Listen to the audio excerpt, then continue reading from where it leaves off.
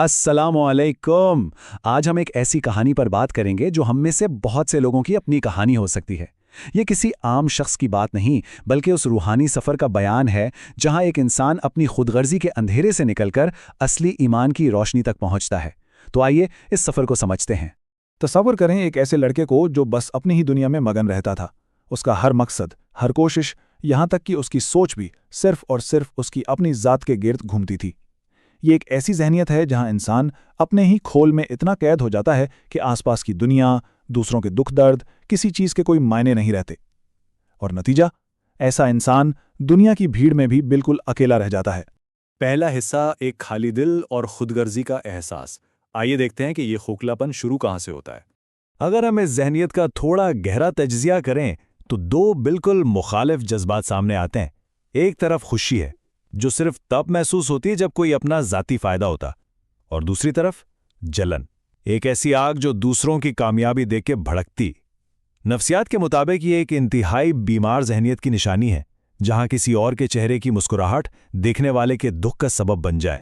دوسرا حصہ، ہدایت کی روشنی اور ایک نئی سوچ کا آغاز۔ کہتے ہیں نا کہ جب اندھیرا انتہائی گہرا ہو جائے تبھی روشنی کی کرن سب سے زیادہ چمکتی ہے۔ اور وہ روشنی آئی بخاری شریف کی حدیث نمبر 7 سے۔ ارشاد ہوتا ہے، تم میں سے کوئی مومن نہیں جب تک اپنے بھائی کے لیے وہی نہ چاہے جو خود کے لیے چاہتا ہے۔ ان الفاظ کی طاقت کو ذرا محسوس کریں۔ یہ صرف لفظ نہیں ہے، یہ ایمان کی سچی اور پختہ بنیاد ہے۔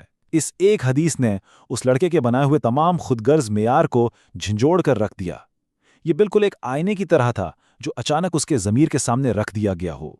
اور جب اس نے خود کو اس آئینے میں دیکھا تو ذہن میں ایک ہی بہت چبھنے والا سوال پیدا ہوا، کیا میں واقعی مومن ہوں؟ یہ ایک بہت ہی شدید روحانی کشمکش کا لمحہ ہوتا ہے۔ سوچئے، اگر ایمان کا معیار ہی دوسروں کے لیے وہی چاہنا ہے جو خود کے لیے پسند ہے تو وہ لڑکا کہاں کھڑا تھا؟ اس کا دل تو جلن اور حسد سے بھرا تھا۔ لیکن یہاں سب سے اہم بات یہ ہے کہ اس بے چینی نے اسے مایوس نہیں کیا بلکہ ایک نئے اور بہتر راستے کی طرف موڑ دیا۔ تیسرا حصہ، سوچ کا بدلاؤ اور تبدیلی کا راستہ۔ یہی وہ دن تھا جب ایک عظیم فیصلہ کیا گیا اور خود کو مکمل بدلنے کی ٹھان لی گئی۔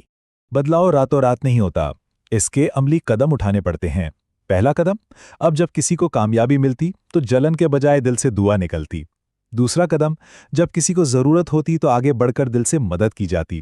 اور تیسرا اور سب سے خوبصورت قدم، اس عمل سے آہستہ آہستہ دل صاف ہونے لگا، اور جب دل صاف ہوتا ہے نا تو لوگ خود بخود محبت کرنے لگتے ہیں۔ اسے یہ سمجھ آنے لگا کہ دوسروں کی بھلائی چاہنے میں ہی اصل سکون چھپا ہے۔ چوتھا حصہ، اصلی ایمان کا راستہ اور سچی منزل۔ ایک ایسا دل جو پہلے ہر وقت بے چین اور تنگ رہتا تھا اب مطمئن اور پرسکون ہو چکا تھا۔ یہ مکمل سفر اس آخری قول کی ایک زندہ مثال ہے۔ نبی کریم صلی اللہ علیہ وسلم کے اس پیغام کا خلاصہ یہی ہے کہ اصلی ایمان دوسروں کے لیے سوچنا ہے۔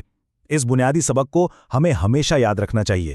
یہ واضح کرتا ہے کہ ہمارا روحانی درجہ سیدھا سیدھا اس بات سے جڑا ہے کہ ہم اپنے آس پاس کے لوگوں کے لیے دل میں کیا سوچتے ہیں، کیونکہ سچی بات تو یہ ہے، اگر دل میں ہمدردی نہیں تو ایمان مکمل ہو ہی نہیں سکتا۔